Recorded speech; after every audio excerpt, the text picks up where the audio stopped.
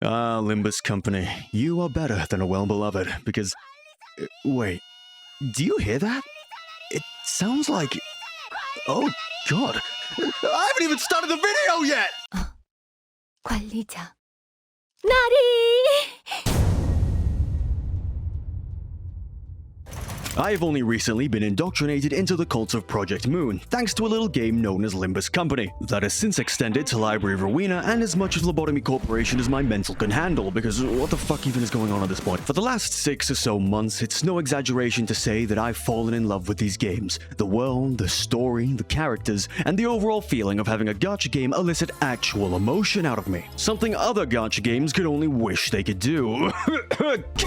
The world is lived in, dark, sick, and bereft of human righteousness. The characters are their own, capable of growth that persists and never truly feel cast to the wayside. The main character is not overtly a self-insert, experiences their own growth and has their own massive flaws that matter, and isn't treated as a hyper-competent do-it-all that everyone revolves around. I like how I'm not treated as though I'm an imbecile needing to understand bosses or get a grasp on unit kit synergies. I like the team building, I like the constant curiosity the dialogue breeds, I like how the universe's concepts are easy to understand and not bogged down by a bad case of nounitis. But most of all, I like how the gacha game doesn't really feel like a gacha game.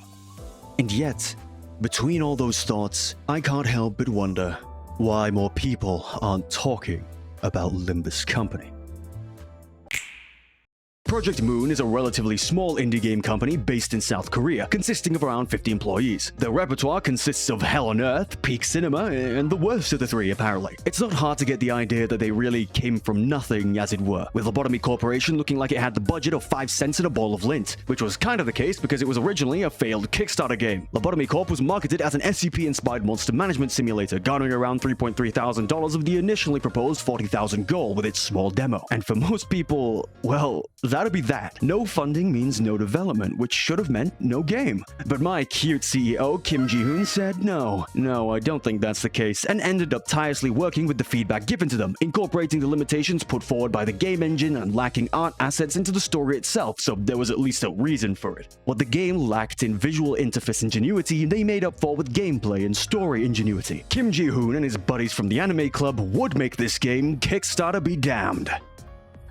Make it a steaming pile of dog shit! Because for all the violet midnights and low-key soft-lock abnormality combinations you can unfortunately stumble upon, Lobotomy Corporation was a wonderfully thought-out game that introduces the beloved concepts of the PM-verse and spurred on the creation of Project Moon's other, more well-crafted titles. Concepts like the setting of the city, a complete dystopia lacking in humanity, or perhaps is poisoned by it. After all, only those deemed human may preside within its walls. It's like Disneyland for psychopaths, and sociopaths, and empaths, capitalists, nihilists, cannibals, and fucking clowns. One hell of a place to take up the art of comedy. But Lobotomy Corporation plants the seed, pun intended, that even in a place as utterly wretched as this, hope can be just around the corner, grown within the very people that seem so clearly woeful. And goddamn did that game sell. The tagline of an SCP management game really worked wonders, turning some pretty large heads around. And I can't even really name another game that has that same premise. Does My Singing Monsters count? Also, don't play the game unless you hate yourself. It's like 150 hours of pure unadulterated pain. The direct sequel to Lobotomy Corporation, Library of Rowena, was an excuse to develop the strongest part of the previous title, the world itself. It very much helps that the main protagonists are a clueless sentient robot who wishes to learn more about the city, and a denizen of the city who knows its ins and outs perhaps a little too intimately. Its gameplay loop, a deck-building, turn-based RPG system with some RNG sprinkled in, allowed for a multifaceted experience many people loved.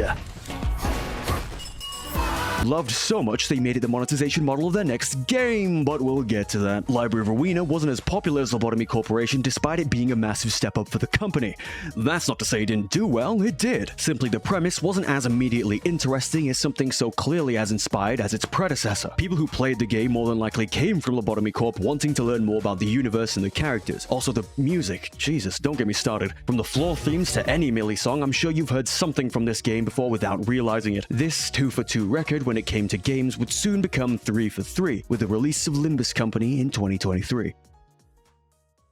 Okay, maybe not immediately. The game had very obvious problems from the get-go, most notably of which was the fact that it was gacha. Ugh, the word causes a deep stirring in my loins, and not the good kind. If you've been paying attention, you'll have noticed that Project Moon was known for its story-driven single-player games. Not Gacha. There is a difference. When the factorial slop of Gacha is so prevalent with its countless little practices made to waste both your time and your money, the caution the fanbase had towards Project Moon's new game was warranted. But it was all ultimately for naught, because this game managed to take the things that made all the previous games so good and packaged it into a simple enough format to be enjoyed by the casual audience that preside within this precarious genre. And if you play the game for longer than an hour, you realize very quickly that Project Moon loves you. Yes, you heard me! Kim Ji-hoon specifically thanks you for playing Limbus Company. Glory be to Limbus Company, glory be to Project Moon, and in the words of our cute CEO himself, may he attain wealth and fame almighty.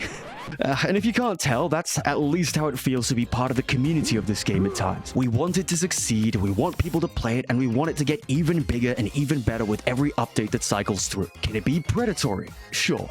Is it overtly predatory? No, I would say not at all. In fact, I would go so far as to say that despite Project Moon's motto being this big, bold, almost laughably authentic view of the CEO's vision, they really don't know how to make money. And the times where they do try to drain your wallets, they outright say it. For the anime, for the 3D action RPG, I give my wallet unto you, my cute CEO. Power creep? Yeah, sure. But the units are so easy to get, whether by the decent rates or simply by farming the repeatable roguelike mode mirror dungeons, that you're able to basically get any character you want in the game for free. No RNG-reliant time-gated artifact system, no smorgasbord mishmash of collectibles, no going to pity every single time, and a story that is good. Amazing. In fact. Absolute goddamn cinema. And this is why I made the distinction between a gacha game and a single-player game. Because while many bigger gacha games can suffer from character irrelevance, convoluted nouns you need to remember, bloated dialogue, and in-your-face unit shilling, Limbus Company draws from its roots as a narrative-driven experience and provides you simply with an excellent story-based game. There are levels to this, right? To combat character irrelevance, the main cast consists of 12 sinners, including the main character, their guide, Virgilius, and his weird monochrome adopted daughter, Charon. I think she's autistic. Also, she drives the Lim-Bus and is my favorite character. You pull for versions of these characters from alternate universes, and each sinner remains a mainstay in every bit of story that you get. When it comes to nounitis, which, if you aren't familiar, is a common problem in original fictional worlds, normally diagnosed in Harry Potter notebooks of overzealous 15-year-olds who think making fake words that sound cool equals good world building. No, I'm not talking from personal experience. Seriously, I was always more of an Undertale kid. In fact, to prove this, let me give you a rundown of the setting in under a minute. People live in the city. Non-people live outside in the outskirts. Districts compose the city, which are all named after a letter. Each district contains a nest, which is the city proper, and the back streets, which are the slums. Each nest has a wing, which is a mega corporation that supports the city as a whole with its unique technology called a singularity. The leading body of the city is known as the head, which is comprised of districts A, B, and C, no relation. Nobody really knows anything about them, you're not supposed to. People can hire certain others to fix their problems, called fixers. Fixers can be part of offices, which are individually owned businesses, or associations, which are massive scale companies in their own right, of which there are 12, all named after a number. Fixes themselves are also graded by numbers, going from grade 9 to grade 1, with only the most legendary fixes being awarded a color, of which there can only be one per color at any given time. Also, abnormalities are monsters extracted from the mind, which were invented by L-Corp. Distortions are people who turn into monsters because of their feelings, which was also L-Corp's fault, with the ego being the result of preventing your own distortion through sheer force of will. There's also another type extracted from abnormalities, taking on their properties instead of being unique to you. These concepts are all kind of linked. And time! How'd I do? I rolled that not knowing how long it'd take to say it all, so that's pretty good. Hopefully you got all that, and if you still think that's confusing, I challenge you to do the same with your favorite gacha game and still make it comprehensive. What Limbus does is make all the keywords commonly used ones, so you can intuit their meaning and form a proper mental connection between the word and the position in the setting. The physical world makes use of bird imagery and letters, the human system works on numbers and colors, not foolproof, but you get what I mean. The worst it gets is with Lobotomy Corporation with things like enkephalin and Kogito, various other SCP-style jargon, but that's isolated over there and doesn't much affect Limbus. Units also don't need to be shilled for the same reason there isn't character irrelevance. Units you pull for will be tied to the main cast through their ID. See what I mean about keywords? Meaning there'll never be a character that seems to only be in the story so that the company can make you pay for them. Rather, the character from the story just so happens to be one you can pay for. Bloated dialogue? Well, it depends on your definition. If we're talking about Kanto 4, I mean, and I'll get into this in my next section where I talk about why I think this game probably isn't as big as it deserves. Is the dialogue bloated? No. It flows like a conversation. Characters stay true to their development or current temperament. Character interactions are through the wazoo, but there is quite a lot of it. Is it needed? I'd say so, yeah, but I know many a person who'd rather it wasn't so verbose or lengthy at times. For example, Kanto 8 is probably the longest Kanto released so far, surpassing surpassing that of Kanto 4 easily, yet I don't feel as though it's as long, you know? Especially when you're doing that dungeon in the middle. That whole section was absolutely amazing. It felt like the end of the Kanto itself, despite us only being halfway through. I believe Limbus Company does gacha the right way. Yes, it's a gacha to make money. Yes, it's a little predatory, but at its heart, it's a video game. It's an experience. It's a story. And that comes before the attempts Project Moon makes to rake in the dollars. You can say whatever you want about companies being all inherently evil, but at the very least, when one is authentic and honest, it breeds a kind of respect almost equivalent to loyalty. Because that's what it feels as though Project Moon, the indie video game company, wants, not your wallet. And nothing is more authentic than going live as the CEO of your company with your VTuber model, playing your own roguelike mode, and feeding your most hated unit to the man-eating Christmas goblins because you regret making him so strong. With all my praise out of the way, I think it's about time I talk about the game's shortcomings, at least when it comes to general popularity and widespread appeal. While I'm very much aware that PM is much more than Limbus Company, it's their most profitable investment, so I'm going to keep the scope limited to that game if you'll forgive me. I'll keep it simple. Limbus Company doesn't turn heads, for the same reason that Library of Arena didn't turn heads. Despite it being low-key inspired by famous pieces of literature, let's be real, nobody gives an absolute flying fuck about Wuthering Heights, Moby Dick, Crime and Punishment, Damien.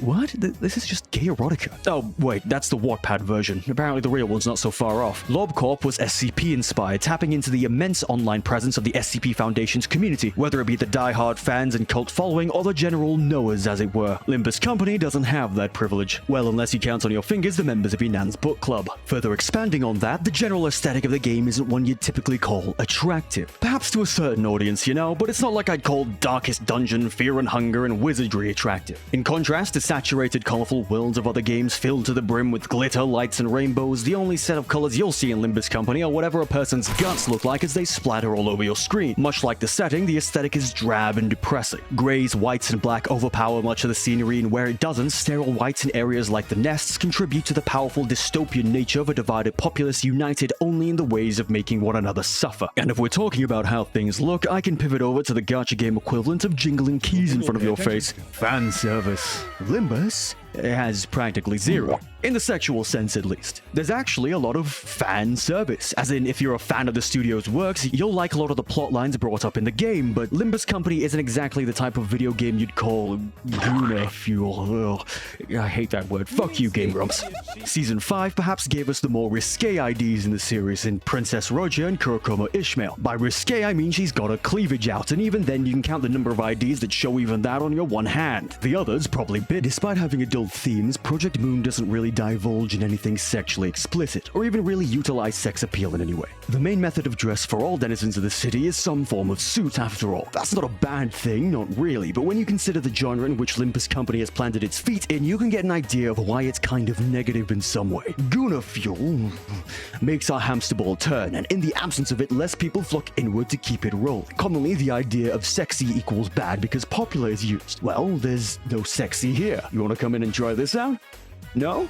Yeah, that's what I thought. Sex sells. Limbus, arguably, doesn't. Without it, less people are drawn in unless they have prior knowledge of the universe or game. And even when the odd straggler finds their way in, the sheer walls of text you must endeavor do have a habit of making them turn right back around. When your average gacha game might look like this can be a little overwhelming. Boxes of text flying around faster than a crackhead on a fix, coins ding-a-ling-linging, and Wild Hunt Heathcliff cackling like he knows what your search history looks like. Are we sure we're not playing Lobotomy Corporate? I'm sure. What are these things on the bottom? Why are there so many arrows flying around? What do all these statuses mean? God, reading? In my story-driven gacha game? Blah. Project Moon has never made their games super intuitive, let's say. They've always had problems with things being more complicated than they make it out to be, putting emphasis on the wrong things, or outright not explaining particular mechanics. Could you believe I didn't know how to offset guards until halfway through Kanto 4? The answer is yes! You probably could if you know what the tutorial is like, because they make it seem more like Candy Crush than anything else. Seriously, resonance is only important for like 2 teens in the entire game. Speaking truthfully, the game is is about as hard as it looks, but not as difficult as you think. By that, I mean you just have to read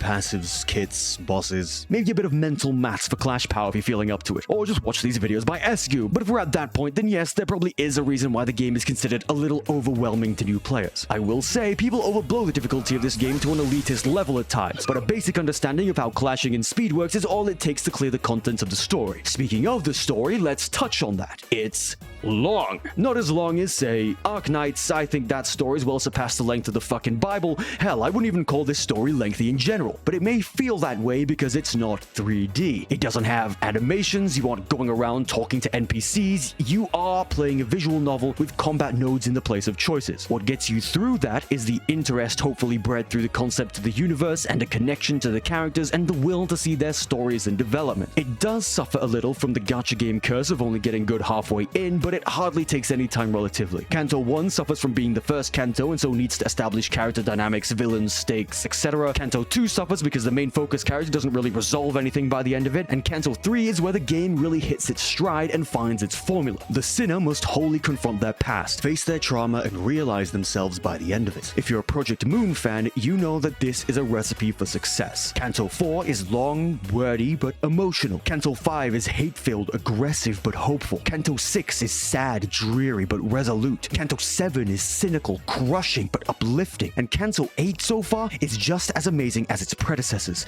Dare I say, maybe even the best delivered despite its length. But for a casual audience, what most are looking for isn't an amazing piece of narrative writing, they're more concerned about hype moments and aura. Think Solo Leveling beating out Freerun or Apothecary Diaries. Hell, even the new series of Bleach. More relevant, think Wuthering Waves, whose appreciation is admittedly skewed by just how cool Rover is. A majority of people don't want this, they want this. And while that's a-okay and fine diddly-do, it is a little disheartening. And perhaps greater than all those points is this one. Project Moon has no representation in the West.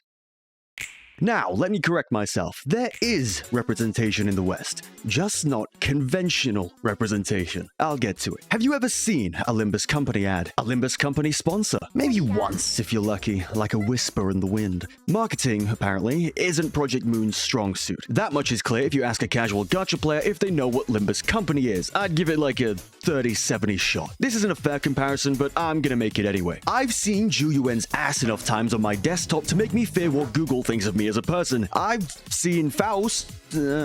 Actually, I haven't, because they don't do ads. Not only that, but Limbus is only in Korean. No English dub.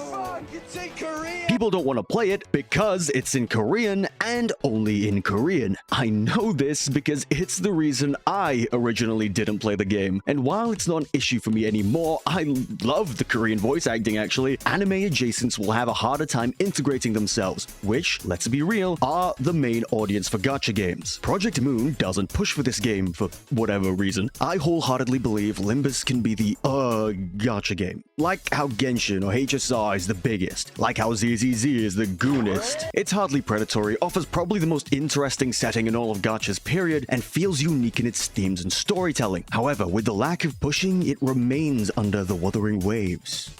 Literally, a hidden gem on the cusp of being revealed. But this lack of clear representation has found a crack in the wall, a glitch in the system. One could say a hidden pipeline. The ROBLOX to Limbus Company pipeline is a very real thing. Let's talk about it. ROBLOX is a site where players create their own games for other players to enjoy. Marketed more so towards kids, it's a platform powered by the players, sort of like Steam or Itch.io with a more personal twist and many more limitations. And Groom. Allow me to emphasize for effect. This is a platform where users are entirely responsible for other users' experiences. Despite ROBLOX being primarily for children, there exists many a community of older ROBLOX players who've cultivated a fair few games for a more developed audience. Roleplay groups with your favorite anime, show, or interest. Closed community games that require you to know a guy who knows a guy so you get to be a grunt in another person's story. Complex games, complete with high-octane parry-based fighting, complex deck building, and permadeath mechanics, with whole server-wide PvP ID wars that destroy your bandwidth to top it all off. All this to say, Project Moon, a studio for a more mature audience, somehow wormed its way into these communities through the odd fan or two. It started maybe with a few tongue-in-cheek references in a game. It grew to adding weapons from Lobotomy Corporation or Library of Arena in another, then another, maybe in a game less serious for a younger audience, then another, maybe a whole character or two this time. Multiple iterations of the same thing repeated, like IDs from Mirror World spreading further and further, at times being added simply because these things were rad rather than because they liked the source material. At this point, one might ask, why not make a game? Well, they did. Limbus Game, a battleground where you can fight others as your favorite ID. Archived, an MMO-style RPG taking place in the city where you can challenge the library, join an association, make an office, realize your own ego, much like the characters from the games it was based on. People thought, oh, this is cool, I wonder where it's from. And before you knew it, Project Moon had somehow grown to be represented in ROBLOX, of all places. Sakura Stand, Illusions, Item Asylum, Forsaken, a Dead by Daylight style game and one of the most popular on the platform with over 150 concurrents. Has a skin based on a character from Limbus using a remix of Millie's track. And if the designs weren't enough to make people think it was cool, then the music sure as hell did. Scream if you love Millie.